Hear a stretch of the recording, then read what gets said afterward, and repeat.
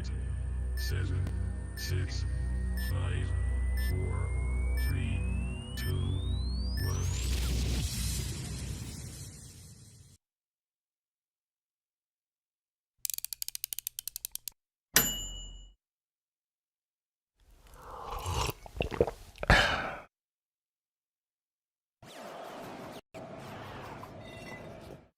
Coming soon. Snake River Manufacturing is developing a revolutionary new way to design and build a custom kayak trailer. This modular design lets you customize your trailer one piece at a time, allowing you to grow as you go. You know, a lot of folks think gorillas can't read. But when the magazine's this good, even I had to subscribe.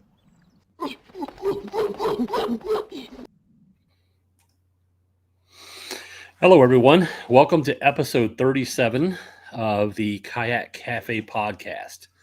This episode is brought to you by Snake River Manufacturing. Go to snakerivermanufacturing.us and check out all of the awesome trailer designs that Steve and the team are putting together. Also, I'd like to wish Steve and his family a congratulations. They just added addition to their family. So if you get an opportunity, go over there, pick up a kayak, and it'll help him enjoy his latest edition even more. So again, this episode is also brought to you by Viking Kayaks USA. They've been moved up to a main title sponsor, which we're extremely happy about. So if you get an opportunity or take an opportunity, go to vikingkayaksusa.com. Just check them out. Say hello. Tell them that we sent you. All right. Well, tonight's guest is a great angler who catches some amazing fish that are quite honestly mind-blowing when you see them. First saw him on a friend's podcast, Jay Angel. If you get an opportunity, go check out Jay. I'm going to go ahead and bring in this young man who is really rocking the saltwater world. So, hello, Ryan. Hey, Roy. How you doing tonight? I am doing great. I appreciate you joining us. For those of you who don't know, this is Ryun Snyder. He is a saltwater phenom. So, for those that don't know you, Ryan, can you give like a brief history of who you are? Yeah. So I'm born and raised here in the state of Florida. I've lived all over Florida. I've done a little bit of everything when it comes to working in the fishing industry. And I've got a passion for the water, whether it's saltwater fishing or even bass fishing, stuff like that. But I'm currently located in Jacksonville, Florida, all the way at the north end of the state here. And it's a pretty interesting fishery we've got up here. On top of that, I currently work for Diamond Fishing Products. We're a fishing line and terminal tackle distributor. We also do big game offshore lures. So I do, that's my day job actually. It's Zack Attack Lures. We build handmade big game marlin lures, marlin, mahi, wahoo, all that stuff. So nice. Can you paddle your kayak fast enough to hook up to a marlin? If I was live bait fishing, yeah, probably. No. With the lure, I don't know. I think the best I can get out of my kayak is about 3.5 miles an hour. So you get the new Garmin, you might be able to get it up so it skips through the water properly. Yeah, I don't know. I haven't switched over to the trolling motor side of things yet. Yeah, I did a while ago because I have a new canoe, so I don't have a pedal drive. So I was just paddling, and I was like, let's throw a Bixby on there, and it was a good addition. So, what kayak do you have? I run a Hobie Passport 10.5, and that's the older model before they roto-molded them. So it's taken a beating. It's almost time for an upgrade. I will say that the oyster bars around here have not been friendly to it. Yeah. Yeah, for anyone who's never experienced an oyster bar, it's a treat. Yeah, when you hit one, that's for sure. It's a noise that'll make your ears hurt. It's a definite crunch. So, let's step back. When When did you first get into fishing? Because as we were discussing before we came on, I did a little research trying to find you online, and I found a nice young man fishing in a kayak with a fly rod. When did you first start fishing? I had to be 3 or 4 years old, probably. Funny enough, the only person in my family that fishes is my grandfather, and he's not the one that got me into it. Really? I've just always had a love for the water. I got lucky enough that a kid growing up across the street from me who lived on a canal, he was also into fishing, and he's kind of the one that got me into it. Mm-hmm. You know, like actually like really got me into it. So I would say since the age of probably 8 years old, it's all I wanted to do. I just wanted to fish. It's nothing more. Yeah, I think fishing with family is fun, but I think when you go out with the peer, the person of your age who's like, let's go both explore together. Those are when the memories are made. Really, something. Yeah. So, when did you get your first kayak? First kayak, I was let's see, I think I was 15 when I got my first kayak, and it was just I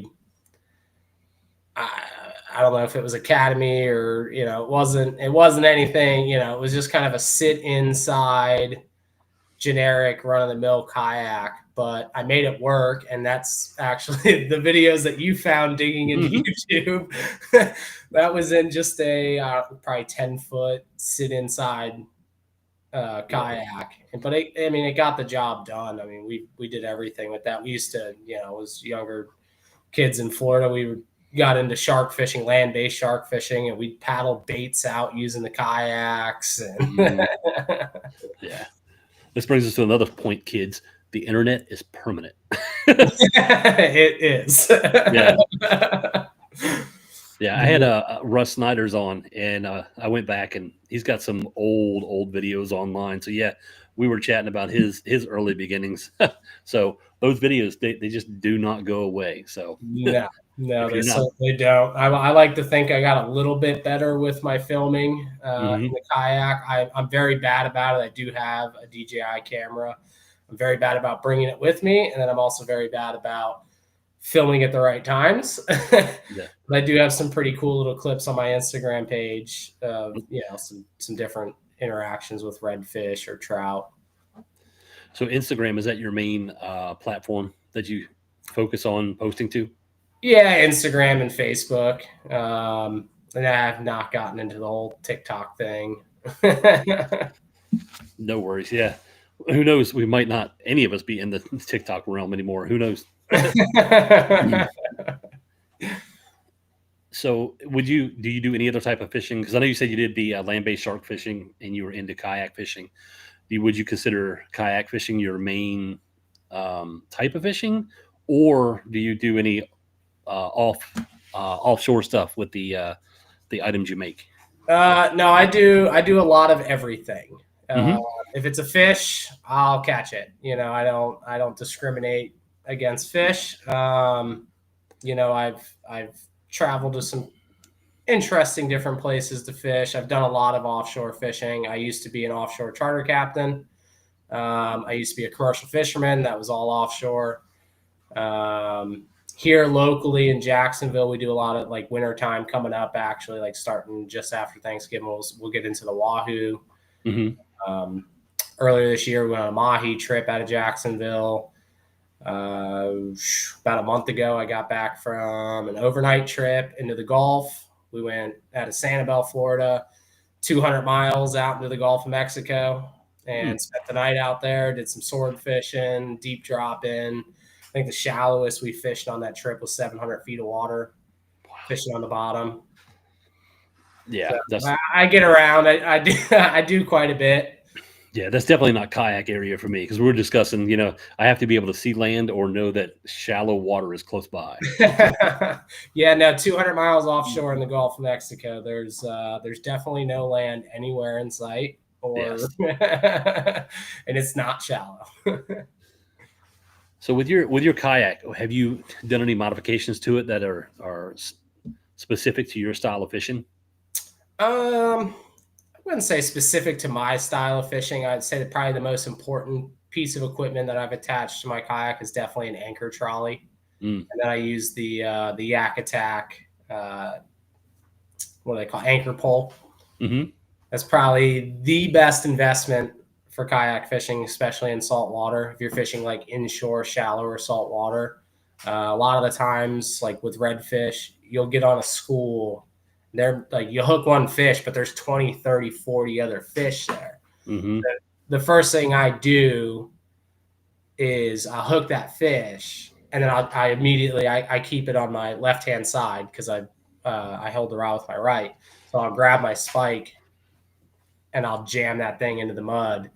And most times I mean, I could sit there, you know, if it's a good school and they're real happy fish, I can sit there and catch 10, 15 fish out of that school before they're like, well, Fred and Johnny disappeared. I don't know what's going on here. Did you go to the bathroom again? Yeah, that's really cool. I have a power pole, but I do like the spike. I used the Yak Attack spike in a local lake before I got the power pole, and yeah, it's an amazing addition to the kayak arsenal. So, do you run the I know think of the answer to this, but do you run the pole through the ring in the trolley, or do you clip it to the tether to the trolley? I have mine set up with like, I don't know, 6 feet of paracord, and then I just got like a carabiner clip on it. I clip it right to the little triangle on the trolley system. Perfect. So, I know that I've seen a lot of big fish that you catch. So, how do you break down a piece of water? If you're going to go someplace new, what's a game plan for you so that you up your probability of a good catch? So I would say, and I've been in Jacksonville going on 4 years now. October will be 4 years. And I feel like I've got a pretty good grasp on the fishery here now. When I first moved here, it was a huge shakeup for me because the tide swings alone are massive compared to where I came from. So I think that's like the first factor you look at is like, what kind of tidal swing are you working with? Some places, you know, might only be 1.5 feet on a 6-hour tide. Other places like here in Jacksonville, our average tide is 4 to 5 feet of moving water through that 6-hour period. And on certain tides, like right now here in the fall, we get 7-foot high tides around the full moon, and what we call flood tide. And I know it happens in other places too, as you go up the coast, like North Carolina, South Carolina, they also get those flood tides. So I think the first big factor is figuring out what kind of tidal situation you have in that new body of water. So fish don't like to feed on stagnant water, especially if it's not something they're used to. So back where I'm from, we would get, on average, like I said, about 1 foot to 1.5 feet of tidal movement on like a normal day. Sure, you might get more or you might get less. Those days where you get less, it's just going to be a tougher fishery. So once you've identified the tide, now you can start, and there's so many great apps out there. I like the Navionics app. I have that one. I pay for that every year. It gives me shaded reliefing. It gives me the actual like sonar charts. So and it comes in handy offshore as well to show me ledges and all that offshore. But it's a good tool, and there's a lot of other ones out there as well, but it's a good tool to just see kind of what that average depth is like in certain places. Because one terrible thing to happen would be you go somewhere on a high tide and all of a sudden the water falls out and there's 1/2 mile of mud between you and the nearest body of water. Trust me, it can happen, especially here in Jacksonville. I have not fallen victim to that yet.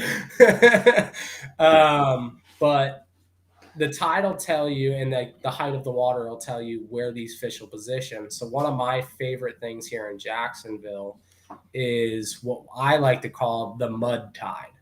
A lot of guys like this flood tide, the redfish get in the grass, they're eating crabs. I like a mud tide. And that is when the water falls below 0 on a low tide. and there's no water in a lot of places. Like it's gone. It's just dry mud. So it pulls these fish down into these deeper creeks. And the only way to find those is either getting out there on the low tide and manually finding them, or looking at these apps. Right. And that'll just concentrate those fish down. And with redfish, they'll show themselves. I've got videos of redfish where I can see their eyeballs. They are so shallow, and they're up there hunting. So like keying in on areas like that on a low tide. And I think a low tide is a good way to learn any body of water. You go out at a low tide, most of the bank is exposed, especially somewhere dirty, like here in Jacksonville, we're on the St. Johns River. The water's never clean. We never have clean water on our inshore fisheries. It could be cleaner, but you're not going to see the bottom. Right.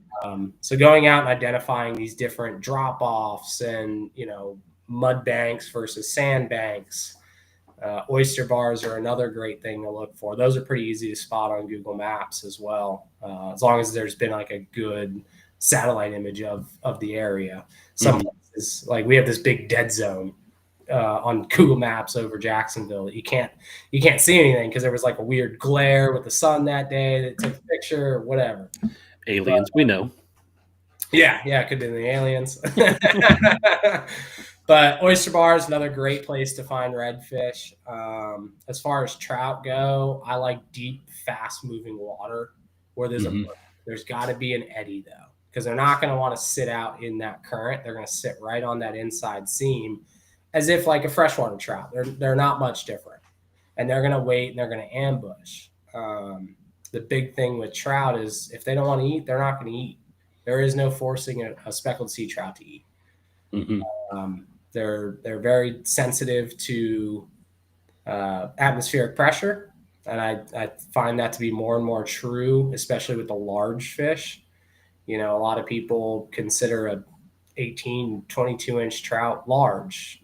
Here, I've gotten kind of spoiled. Yeah. I'm not calling it large till it's 26 inches or larger. Yes. Yeah. So some of the pictures that you put up are just like, I don't even want to go fishing. Well, I just you saw those pictures of the one recently. Had a pretty epic day. Launched, was supposed to have a friend with me. He ended up sleeping through his alarm or something. This is the second time that's happened now. A friend of mine's like, oh yeah, I'll be there, and then they don't show. And both times it's happened, I've had one of the most epic days I've ever had. But this recent trip had started my morning with a 28 3/4 inch trout on a top water that I painted myself, and then topped it off with my new, that was my personal best, 28 3/4. It was my new personal best. And then topped the day off with a 32-inch speckled sea trout. Wow. So what's a citation where you are, and how many citations do you have? So Florida, unlike most other states, actually doesn't have a citation program. Really? Yeah. Oh, my goodness. I believe Texas calls a citation trout anything over 27 inches. Might be 26. So we kind of, between me and my friends, we kind of base it off of that. If we base it off 27, I can't remember what it is off the top of my head. 27-inch trout, I've got about 15 now that are over that 27-inch mark. And a lot of those being very healthy fish. That's another thing we get here. It's a very unique body of water, and the fish have no predators.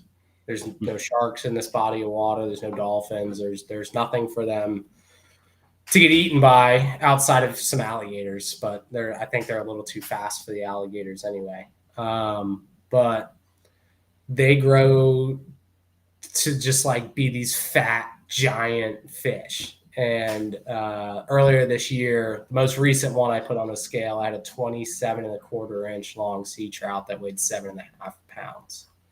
Wow. So in most places, you look at Texas and Louisiana, a 7.5 pound trout, depending on time of year, is usually pushing somewhere close to that 30-inch mark. So they just get real heavy. That 32 I caught, being a midsummer fish, we estimated between 10.5 and 11 1/4 pounds. That's a big fish. Yeah. she's gonna end up on the wall. I'm gonna get a replica mount of that one. That one's it's a serious fish. Are you a catch and release angler? Redfish, no. If it's within the legal limit, it's coming home. I love redfish. Trout, I'm not a big fan of. I will keep a handful of slot size trout. And here in Florida, it's 15 to 19 inches, and you're allowed one over 19. I will never keep a trout over 20 inches, no matter what. The only excuse to that rule for me would be is if the fish was gut hooked and it's not going to survive. Right.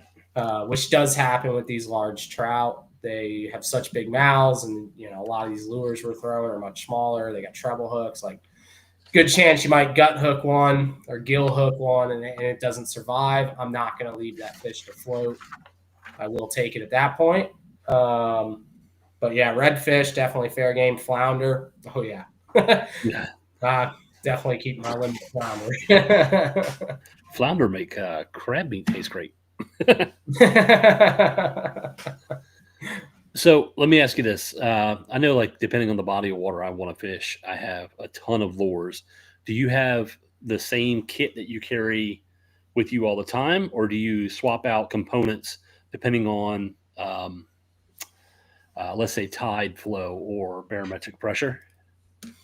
I would say I carry most of my arsenal with me at all times, just because, fish are fish, right? Like, just because you don't normally throw it in the summertime doesn't mean it won't get bit, right? Or it might not, might not be a hot bait necessarily, but that day it is.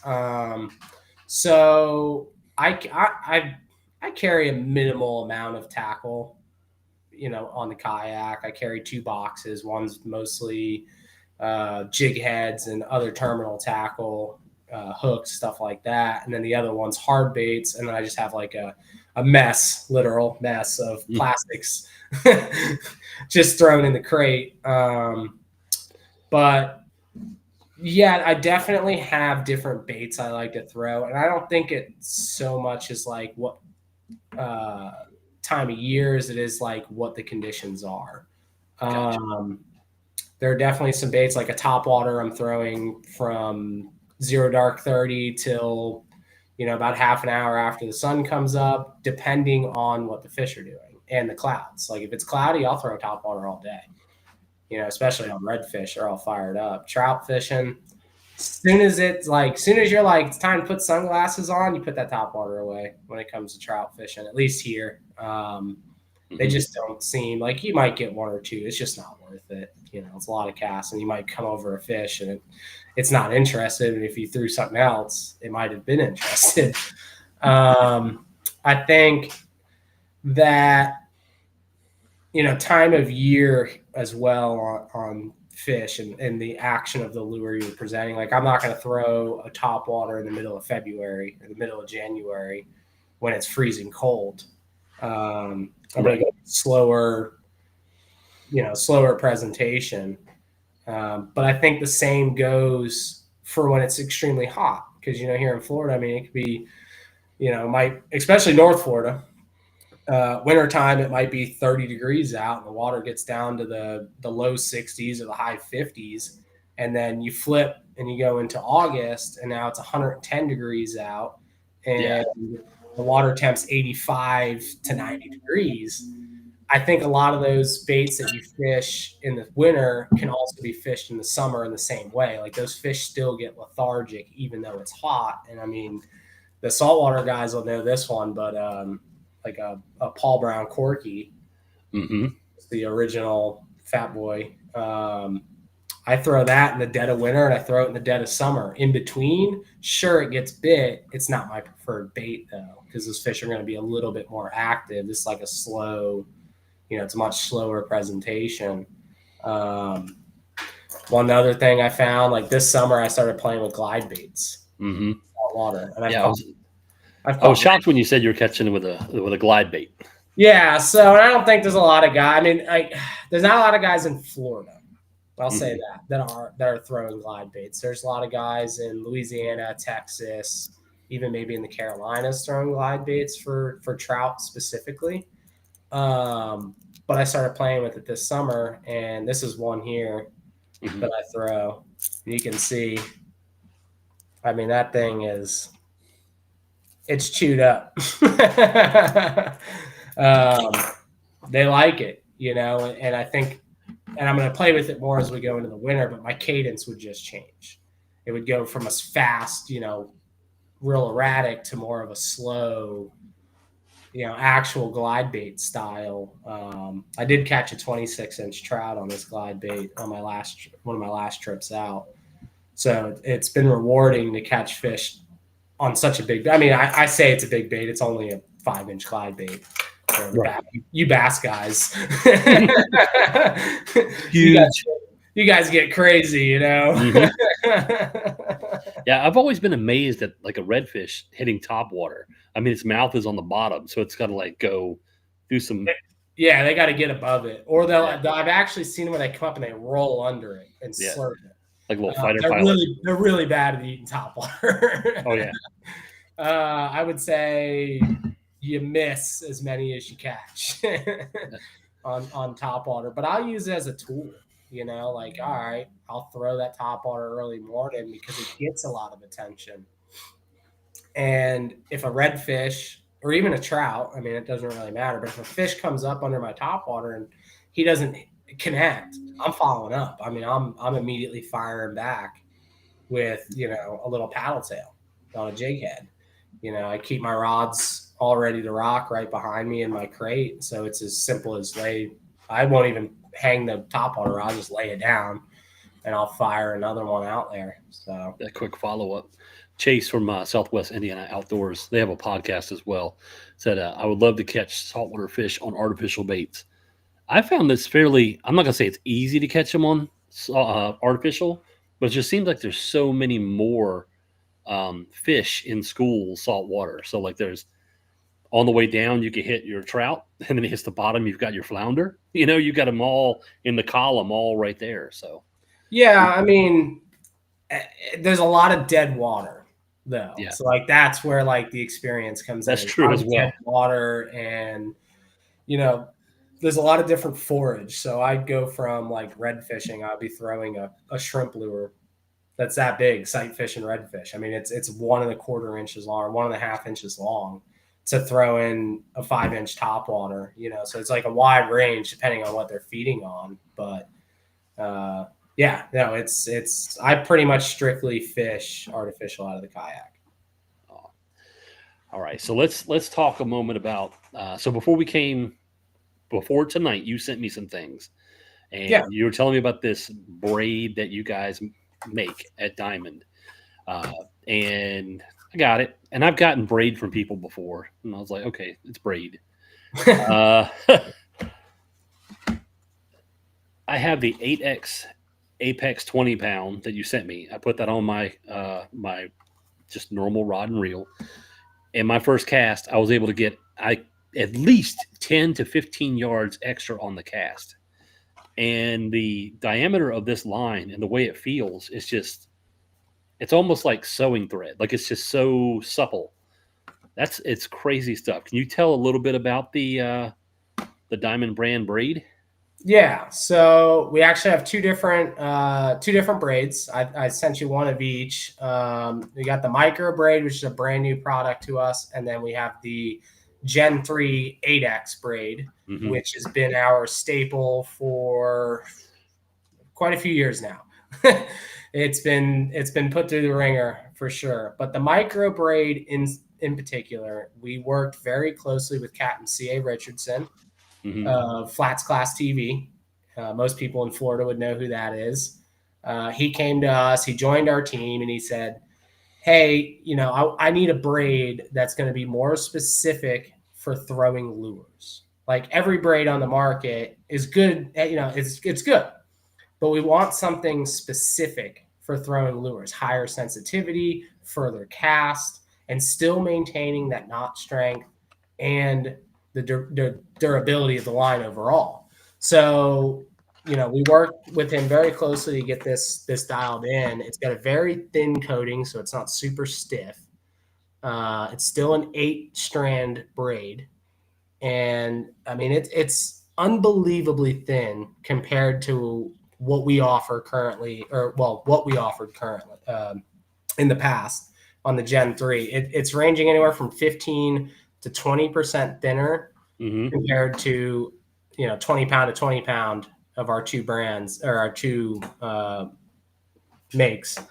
But it's been a game changer. I mean, you even said yourself, you texted me and you're like, man, I'm throwing 10, 15 yards further, just right off rip. The Apex comes in 3 colors. We do it in a gray, a green, and then yellow for the guys that need a little bit more visibility, or I use it surf fishing because the birds can see it.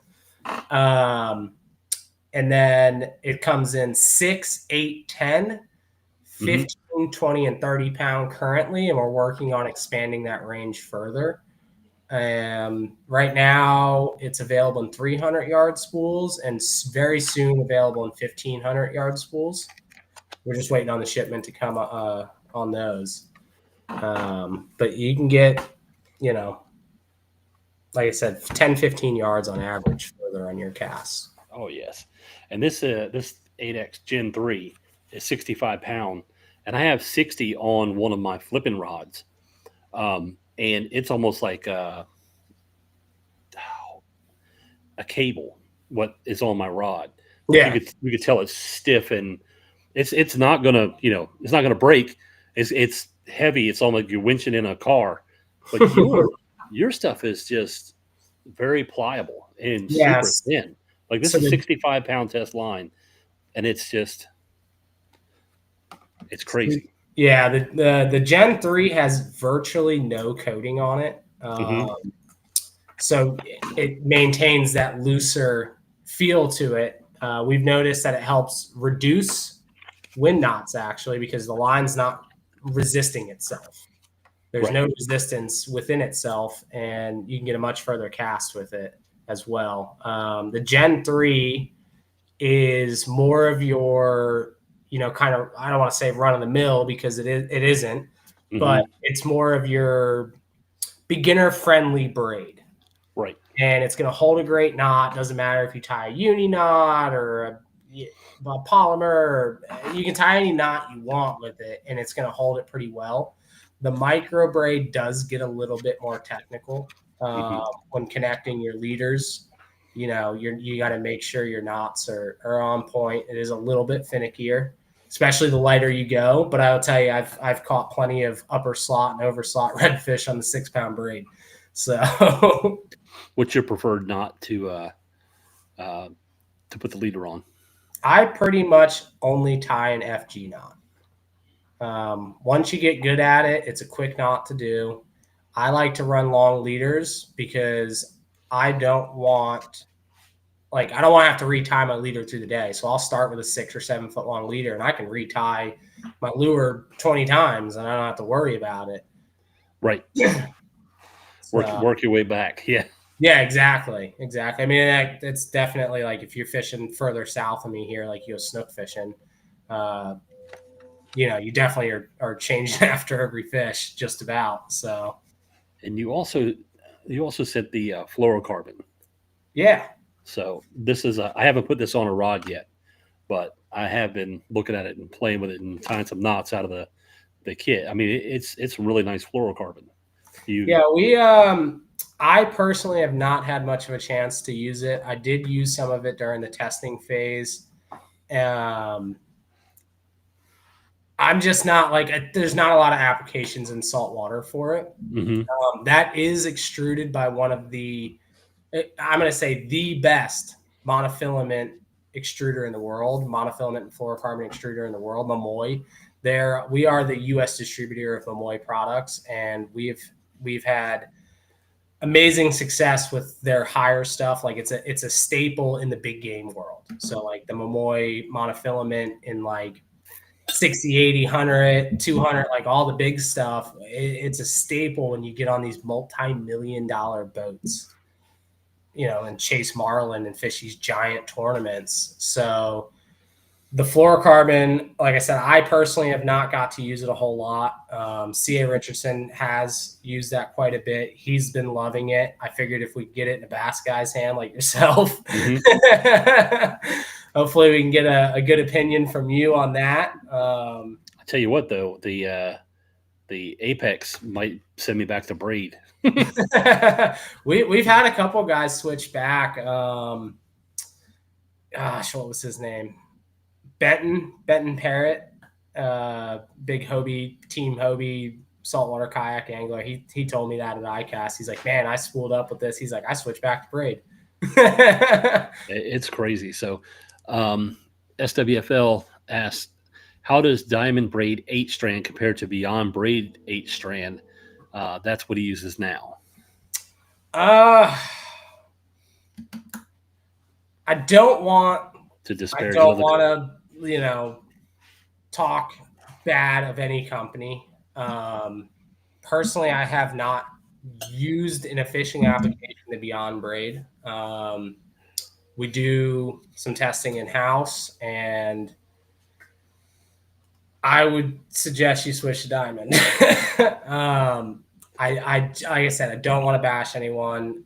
We're all in this as friends and not really competitors. Everybody's got their own little way of doing things. I will tell you this: if you do currently have wind knot issues, switching to Diamond would most likely solve a lot of that. I don't have issues with wind knots at all. I fish very light lures. I fish in a kayak. I don't have any issues. So the rod that I put the 8X on, I had wind knots almost every third cast, and I've been using it since you sent it, and I've had no issues. I've been literally sometimes casting just in the middle of nothing to see how far I could throw it. I'm going to go further. Yeah, I want to tie like a 1-ounce sinker on and just send it to the moon. I did that. I guess that was back in the spring. We have like a little surf fishing's a big thing up here for like pompano and whiting and stuff. So we did this little casting contest. Some dealers showed up, or manufacturers showed up. We all kind of just hung out and had a day. And the contest was closest to the cone at 100 yards. So they set a cone out there, and I was like, well, I'm kind of curious to see how far I could actually throw it. So they had the field measured out to 130 yards. And at 130 yards, there was a forest. Like it turned into a pine forest. And I was using the 20-pound micro braid. And I sent that thing to the moon. I mean, I just laid into it. And my cast stopped short about 40 feet up a pine tree at 130 yards. Wow. So I don't know how much further it would have gone. Yeah, I like the way that it, and I'm comparing it to other products I've had. I don't want to drop names on them, but I've used quite a few different braids. And when I'm sitting in the kayak casting, you want to get the most bang for your buck with the movements you have. And I feel like with the way this peels off the spool, it's perfect for the kayak angler. Like it adds more distance without having to just wail on this thing. I don't have to do a double overhand power cast. I can get where I need to go quickly. I feel like I can do more of a finesse flick to get under something. Yeah. With the way it spools off. So let's see here. You fish from a kayak. I also average between an 1/8 and a 1/4 ounce. Thanks for the info. I'm 90% of the time using lures. Yeah. Yeah. No, I think either the micro braid or the Gen 3 would be a good switch up for you. Personally, I don't fish anything over a 1/4 ounce unless I'm flounder fishing, and that's not really casting, but I'll fish even lighter. I mean, I go down to a 32nd of an ounce, and like I said, I fish solely lures, and I don't have any issues. So, and from your kayak, have you noticed? Did you notice switching from your old setup to the 8X? You were getting more distance yourself from the seated position. Oh yeah, for sure. I was gosh, I can't even remember who I was using previously, but it was felt like a more abrasive braid. Like it wasn't smooth at all. Like it was real rough. Right. Yeah. But yeah, no, it definitely having that smooth braid, it flows through the guides nicer. And like I said, ours not being super stiff, it also doesn't get a lot of resistance coming through the guides. It flows through the guides easier. So I like a Palomar knot for my setup. What's a preferred or recommended knot for the 8X and the Gen 3 lines?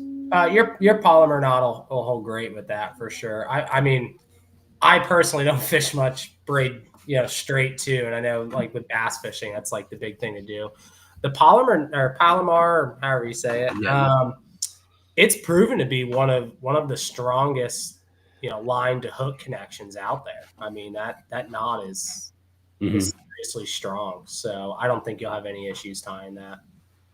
Yeah, I've lost a lot of lures learning that there's specific knots for braid. All right. So with these items here, I mean, I know that you're in charge of a lot of different brands. And I know the Diamond brand does these lines here. Do they do anything else, or are they strictly fishing line? So we do have some terminal tackle. It's going to be like your swivels, and we just launched. So we have 5 brands under our umbrella. So we'll just do a quick little backtrack. So the parent company is RecCom Outdoors, and then we have 5 brands that fall beneath that. Diamond Fishing Products being one, Momoy being one of the others, and then we have Highliner, which historically has always been our commercial longline in commercial fishery side of the business, and that's actually where the company started, was in commercial longlining. Owner of the company used to set up these longline boats all over the world back 30, almost 40 years ago. So that's where we kind of got the start. And on top of that, now we've purchased a big game lure company, and we purchased another company called Bridle Buddy, which is a big game live bait bridling tool. For somebody who wouldn't understand what that is, essentially allowing your circle hook to be outside of the bait, but it's attached to this live bait. Like, and when I say a live bait, I mean, I'm talking a bonita or a tuna that's anywhere from 3 pounds up to 15 pounds. But to get back on track, so on the Diamond side of things, we've got the braided fishing lines, as well as the Momoy products, which is monofilament and fluorocarbon lines. We've got a line of ball bearing terminal tackle on the Diamond side, crimps and sleeves for your bigger mono connections. And then we just rebranded Highliner to also provide products to the recreational side of things. So on the Highliner side of things, our first steps are terminal tackle, which is more of your standardized generic. I don't want to say generic, but your like run-of-the-mill terminal tackle. So the Diamond terminal tackle is like all ball bearing. So it's your higher end, more for that serious angler. The Highliner stuff is more of your traditional entry level swivels, snap swivels, different things, split rings, like so. And you can find them in these nice orange and blue packages. We also have a new Highliner fluorocarbon leader material. That stuff's been pretty awesome to play with, actually. We just announced that at the iCast. We have not brought it to market fully yet. We're waiting on it to come. Just waiting on the shipment. Also on the Highliner side of things, we're going to have a more budget-friendly monofilament. It's going to be it's going to be more of a competitive price point, but it's still a really great product. The Diamond and Momoy products have always been known as these higher end products. They're the best of the best. And, the price kind of matches that. So now the Highliner brand kind of switches over and shows product that's a little bit more budget friendly, but it's still a very great product. Right.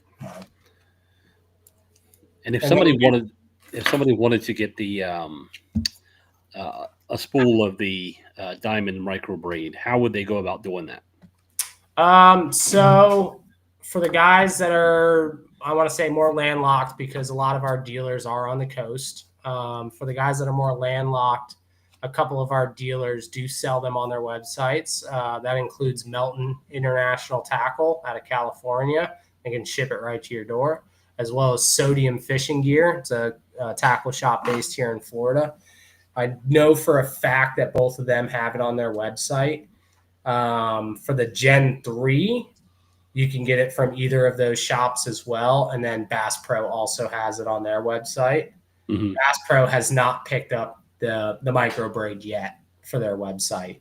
They usually, you got to go through a whole process to get them to carry new products, but working on that one to definitely become more available as time goes on. I mean, it's a relatively new product for us. We launched it at ICAST, not this past year, the year before. So it's been just over a year, and we're working on getting that more spread out across our dealers. If you do live in a coastal area, you likely have a diamond dealer, in your neck of the woods. I know for you, it's Ocean's East, right there in your backyard. We got dealers all throughout the state of Florida, Louisiana, Texas. But like I said, it is a lot of coastal. We need to creep inwards now as we start to have more products to fit that freshwater market. Do you have a dealer locator on your website? We do. Our website is in the process of being overhauled, so I don't know how accurate it is currently. Okay. I have looked at that previously, but it should be pretty accurate. Okay. Worst case, like I said, you've got Melton International Tackle and you've got Sodium Fishing Gear. They have pretty much all of our products on their website. So that's good. Awesome. Yeah. I mean, I was blown away. I mean, by the performance of this. I have not used Beyond Braid, so I can't speak to the comparison, but I can tell you that I've used a lot of different products, and yeah, I have one that I am kind of a pro staff for. They said, "Do you want to be pro staff?" And I'm like, "I don't even know what that means." And they put my picture on the website, so I don't represent them other than they're using me as a placeholder for my state. But this is better than them, hands down. So, do you? I know that you said they're in the 300-yard spools. What is the largest spool you can get this in now, and how large do you plan to go with it? So on the Apex, we do a 6-pound test, 8-pound test, 10, 15, 20, 30. Mm-hmm. We plan to expand that range to at least 80 or 100 pound in the future. We have gotten some samples from our manufacturer on it. We just weren't 100% pleased with it. So we're continuing to push and dial those larger sizes in. Currently, the Apex is only available in a 300-yard spool, but we do have 1,500-yard spools on the way, just waiting on shipping container to get here. As soon as that gets here, those will be available. And then, in the future that we might do a 3,000-yard spool, but honestly, a 1,500-yard spool is more than enough to spool even the largest of reels. So we'll probably keep that one capped at 1,500. On the Gen 3 side of things, we've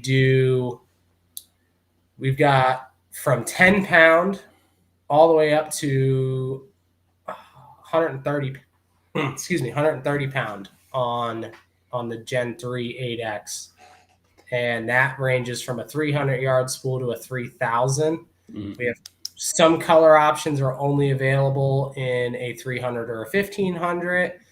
Others are available in a 3.6, 3,000. So it really varies on that side of. Yeah, I like getting the larger spools to run all the rods. Yeah. Versus having a bunch of boxes laying around, because I will always get to the end of one box and have 15 yards left on the spool, and it drives me nuts. I'm like, yeah. And I can tell you too, on all of our braided line spools, they're all spooled over. We have it varies between 5 and 10%. So a 300-yard spool might have 315 yards, 330 yards. They're never exactly what they say, and they're never under. I can guarantee you that. They will never be short. There's a lot of other companies out there that can't give that guarantee. Yeah, Southwest says he sees an 8X3000 on Amazon for you guys.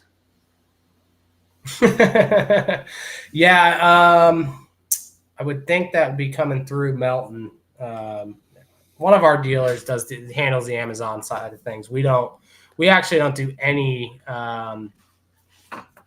B2C on the Diamond side of things. So we don't sell direct to consumer at all through Diamond. The only thing we'd sell direct to consumer is the Zac lures, the Bridal Buddy, and then some of the Highliner stuff you can buy direct from us. But outside of that, you can't get any of our line direct through us. All right, so we covered the fishing line as best as I can. I've given it all the kudos I can throw at it, because I'm blown away. Let's take a little shift here, and let's go back to the fish, because on your Instagram, like I said, you have some amazing catches. Let's go with PBs. You said your PB for the trout was 7.5, right? That's the heaviest I've put on a scale. My definite PB, and it blows that one out of the water, would be the one I just recently caught. It was 32 inches, but I didn't get to weigh it. I didn't have a scale with me. So what was your lure of choice? I mean, let's do PB, species, and what you caught it on. All right.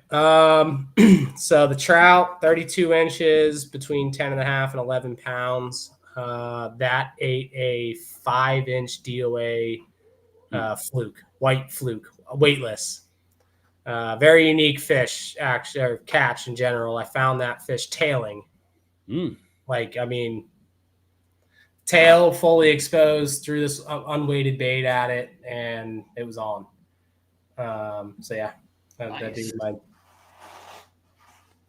So redfish, PB on artificial, because we catch some big ones on bait. Like actually, just this past weekend, I had a 42-inch redfish.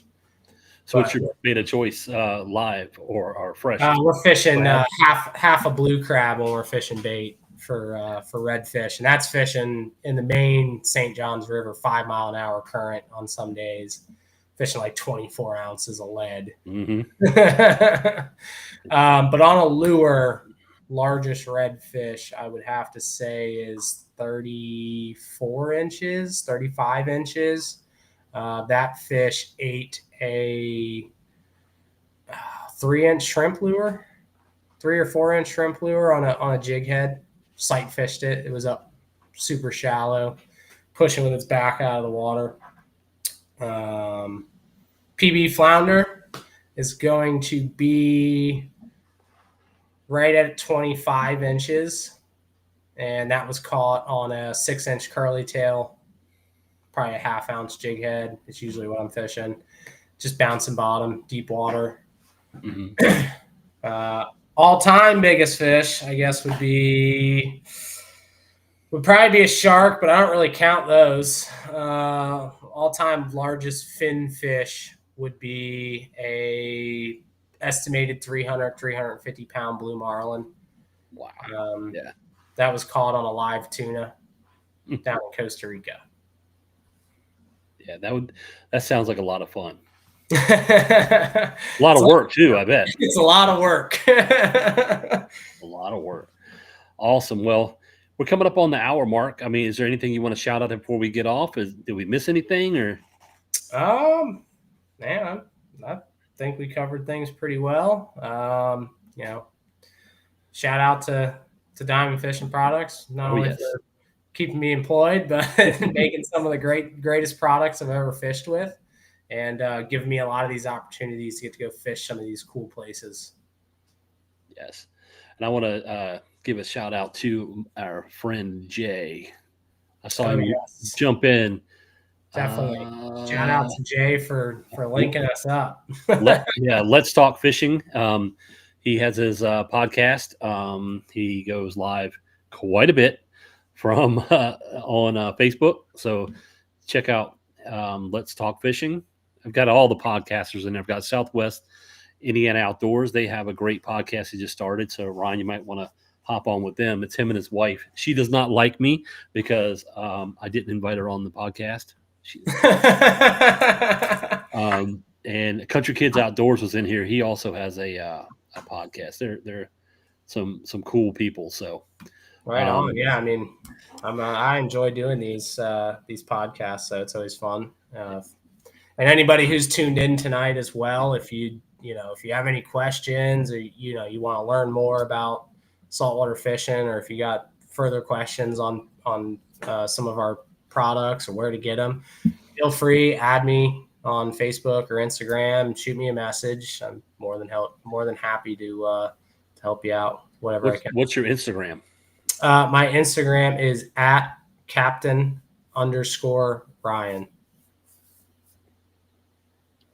And that's RYUN, correct? It is RYUN, spelled differently. Yes, and be prepared. If you saltwater fish and you go to his page, you're going to feel very, very inadequate. So, I mean, if you scroll far enough, though, you'll find some really nice bass pictures too. I just haven't bass fished in a few years. But if you want to feel good, just go to YouTube and Google it. Oh, jeez. Yeah, you see a 16, 17-year-old acting all goofy in a kayak. Cool. Oh, yeah. No, man. Yeah, we all start somewhere, It's like, so that's awesome. I appreciate you coming on. I love these products. I appreciate you sending me what you did. I can't wait to get one of the big spools because I want to probably take all of my. I have like 8 rods back here that just spares that have fluorocarbon that I just put on them that I'm ready to take off and load up with the braid, because I'm 100% serious. When I made my first cast, and I go to this one location every single day on the way to work, on the way to the studio, and I just cast to kill time. And I know what my limit is because I reached the edge of this one tree and I want to go past it. I took the lure and went whoof, and it landed right, like the one place in my mind that I knew if I ever made it to, there was going to be a fish there. Well, there wasn't, but I made it there. I made it there for sure. So, but yeah, it's the only thing I can say is try it. You will get more distance. I mean, if I can pull 10 yards, and I'm not necessarily a professional caster, anyone who does it legit all the time, every single day, they could probably easily pull 20 extra yards out of a good cast, I would say. But, oh, yeah. Plus or minus, no promises made, no responsibilities. No guarantees. No guarantees, no takey backsies. Yeah, so. Awesome, Ryan. I'm going to go and put you in the back. I'm going to say goodbye to everybody, and then I'll hop back on with you.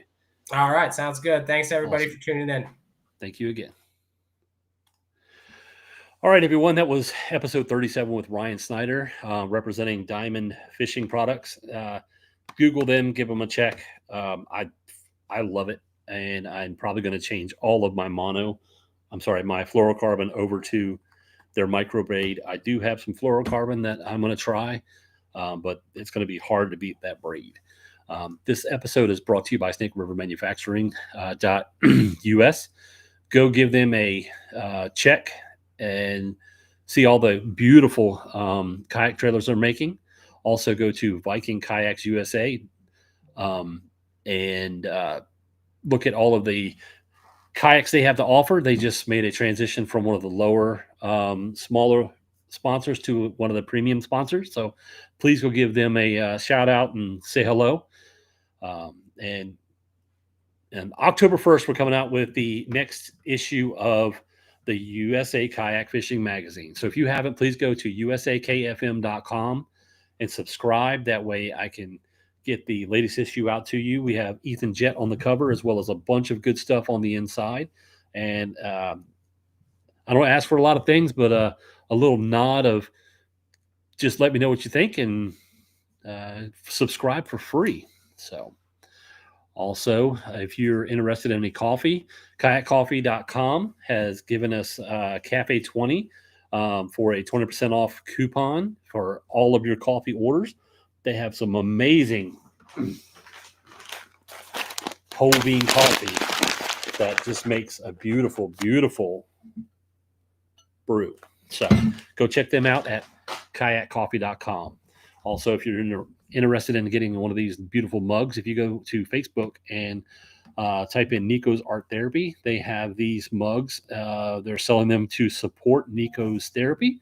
All of the proceeds go straight to them. So once again, thank you for joining me for episode 37, and I look forward to seeing you next week.